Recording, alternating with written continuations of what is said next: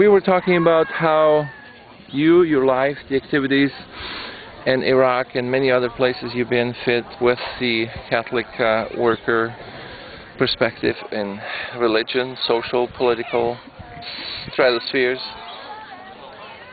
What would you add to what you were saying? I mean, talk a little bit about the Middle East. You've been there, and how do you feel this whole last 10 years,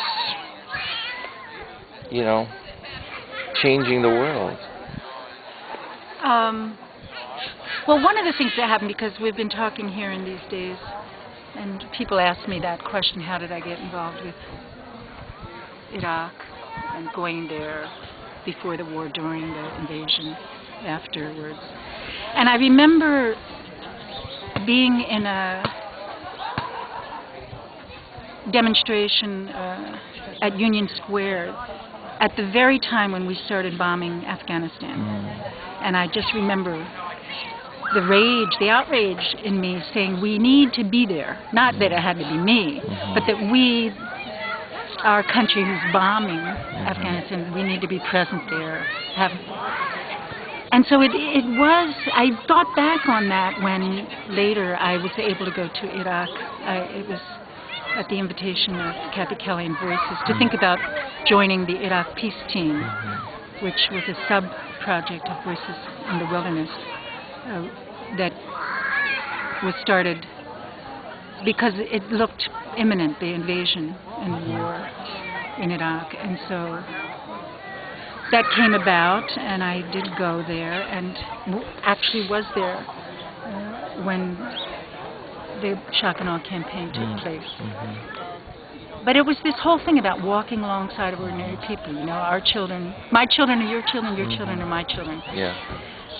And which we believe, and so, yeah, I don't know. Now, I'm going to throw a not-so-fair question at you. We all know about the lies, about the arrogance, about the hypocrisy,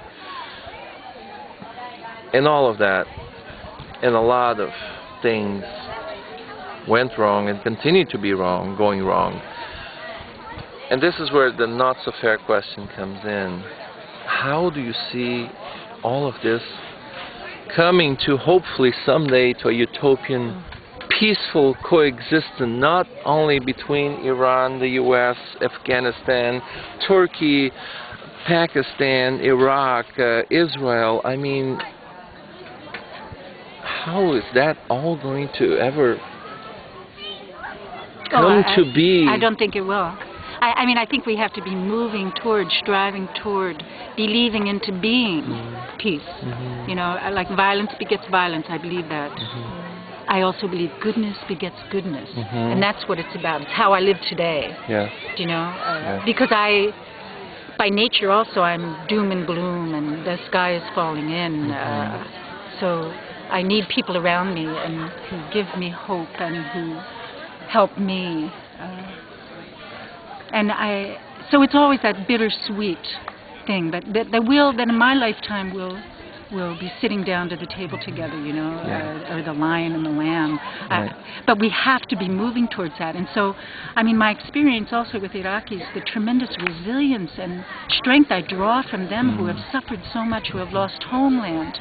There's not a family that I know that hasn't had someone assassinated, killed, kidnapped. And now they're in many, the ones that I see and visit and live alongside of when I'm in the Middle East are without homeland, can't work.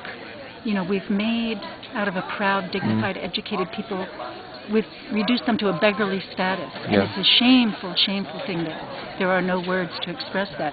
Nevertheless, you know, the strength I draw from them and also in my own community, I mean, back in the U.S.,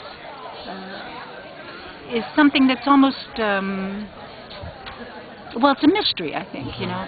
We sort of draw strength from one another, and when I go, I certainly don't, I might be one person, but I have hundreds of thousands of peacemakers behind me, and I always assure them of that. And I take that word of solidarity that there are many, many, countless people in the United States who don't sleep well at night because of this terrible situation. this war of choice that we've inflicted, Yeah. not only on them but on the whole Middle East. You know? And that they need to know they're not alone. And take a message. I can take a message. I can take a picture, a photo of someone's family, their grandchildren will sit and they'll show me photos that they've actually been able to, maybe in their hurry to flee violence, have brought. I know I get caught. No, you're good.